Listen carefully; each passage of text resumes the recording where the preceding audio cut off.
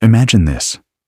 You are standing on the high walls of Troy, your hands gripping the cold stone as the smoke of battle curls into the evening sky. Below, the battlefield is chaos. Shouts, steel against steel, the dust of the earth rising under desperate feet. You see your husband, brave and strong, strike down one enemy and then another. For a moment, your heart fills with hope. But then, you see it. A flash of bronze, the tip of a Greek spear, sharp and merciless. It pierces his chest, his strength fades, his body collapses into the blood-soaked ground. You scream, though no one hears. The city is falling, and you believe, in that instant, that nothing could be worse than watching the man you love die before your eyes. But you are wrong. What waits beyond the battlefield, beyond the crash of weapons and the cries of the dying, is a fate so cruel that death itself begins to feel like mercy. When the Greeks captured a city, the victory did not end with the fall of its walls. No, their conquest reached into every household, every family, every life. The commanders, clad in gleaming bronze, would stride through the ruins as if they owned the earth itself. They did not see broken families or frightened faces. They saw profit. They saw property. Women stood in trembling rows, their eyes swollen from tears, as Greek officers studied them with the cold precision of merchants. They were ranked and recorded, noted for their youth, their beauty, their strength. A princess might be set aside for a king. A young maiden could fetch a fortune in the markets. Even the elderly, who thought age might spare them, found themselves reduced to usefulness in this cruel system. Nothing was left to chance, and nothing was left untouched. To the Greeks, the conquered women were no longer human beings. They were prizes, trophies of war, pieces of property in a world that had erased their dignity. What came next was not only cruel, it was deliberate. Families were torn apart with a swiftness that felt like the tearing of the soul itself. Mothers clung to children, only to feel soldiers pull them away, their tiny hands slipping from their grasp. Sisters, who had shared every moment of their lives together, were sent to different masters in different cities, their bond severed in an instant. Even friends who had survived the siege together were scattered across seas and markets, never to see each other again. This was not chaos, nor accident. It was policy. The Greeks understood that to break a people, you must break every bond of love, every memory of belonging, every shred of community. And so they made sure that no woman would find comfort in another's embrace. No mother would soothe her child. No sister would whisper words of courage in the night. Survival meant silence. And in that silence, despair grew deeper than any wound of war. And then came the markets.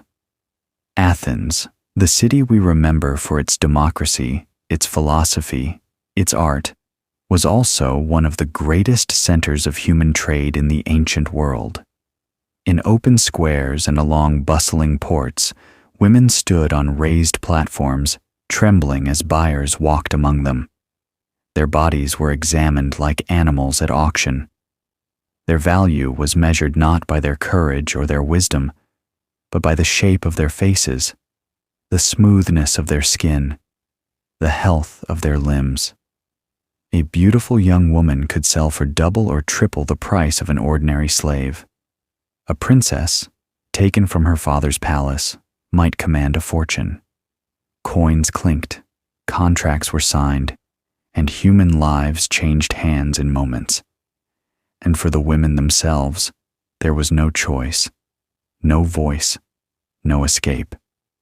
They were merchandise, priced, purchased, and carried away. But the chains on their wrists were only the beginning. The Greeks understood that true control meant breaking more than the body. It meant breaking identity itself. Enslaved women were stripped of their names, as though their very selves had been erased. They were given new names in Greek, names that marked them not as daughters or wives, but as property. They were forbidden to speak the languages of their childhood. The songs, the prayers, the lullabies that once carried them through life, gone, beaten out of them if they tried to hold on. And then, the gods. The women were forced to bow before the very temples that their husbands had died defending. They poured libations to Athena, to Zeus, to Apollo, gods they had once prayed against, until their old beliefs faded like smoke. It was not just slavery of flesh, it was slavery of memory, of culture, of soul. History remembers one name, Cassandra, daughter of Priam, king of Troy, priestess of Apollo, sworn to a life of sacred service. When the city fell, she clung to the very altar of her god, believing that the sacred might protect her. But the Greeks dragged her away, her robes torn, her cries swallowed by the flames of the burning temple. For her, the violation was not only of her body, but of her spirit. Her vows were broken, her sanctuary defiled, her god's silence deafening. And worse still, Cassandra carried the gift of prophecy. She saw her fate before it came, every moment of horror, every act of desecration. She foresaw her own destruction, yet could not stop it. Imagine for a moment what it means to see the ruin of your life in perfect clarity, powerless to change even a single breath. This was Cassandra's curse, and hers was only one story among countless others. From the ruins of conquered cities, ships were filled not with goods, but with women. The Greeks had redesigned their vessels for human cargo, reinforcing decks to hold the weight of chains, carving air holes in the wood so captives might survive the journey. In the dark holds, women sat shoulder to shoulder, unable to lie down, the air thick with fear and despair. The sea stretched endlessly around them, and yet they were not travelers on a voyage. They were merchandise in transit. Guards stood above with whips and spears, ensuring silence. Each voyage was a calculation. How many women could be packed inside, how many might die on the way, and how much silver their survival would bring. Across the Mediterranean, port by port, these ships delivered despair like harvests of misery, spreading the cruelty of conquest from one shore to another. And then came life inside the Greek household. From the outside, it seemed civilized. White columns, painted walls, the laughter of children, the wisdom of philosophers. But for the enslaved women inside, these houses were cages of fear. They lived under constant threat of punishment. Their value depended on how well they pleased their masters, how obediently they served, how gracefully they endured humiliation. Women were forced into competitions against each other, struggling to gain a moment's favor that might spare them a beating, or starvation, or worse. Bonds of sisterhood, once strong, were twisted into rivalries. Compassion became dangerous. Trust could mean betrayal. And so survival demanded silence, endurance, and a kind of strength that left scars deeper than any wound of war. The Greeks recorded everything. Their ledgers listed the names and ages of enslaved women as if they were no more than tools. Their scrolls spoke of prices, contracts, transactions. But the women themselves left no words. Their voices were erased, their stories silenced. They had no chance to tell the world who they were or what they endured.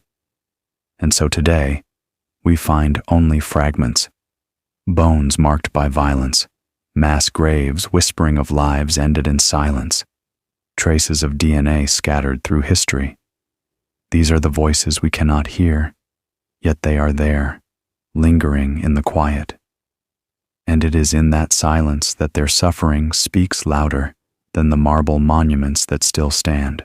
And so we remember Greece, the land of poets, philosophers, and shining temples, a place that gave us democracy and stories of heroes. But beneath the marble, there lies another truth, a truth of women taken, families broken, lives erased. Their pain shaped the world as much as art or philosophy, though history rarely speaks their names. Tonight, as you rest, remember that history is not only the story of victory, it is also the story of those who were silenced. Their memory lingers in the ruins, in the sea winds, in the shadows of temples, and as you close your eyes, let that memory stay with you. A quiet reminder that human dignity is fragile and must always be protected. Good night.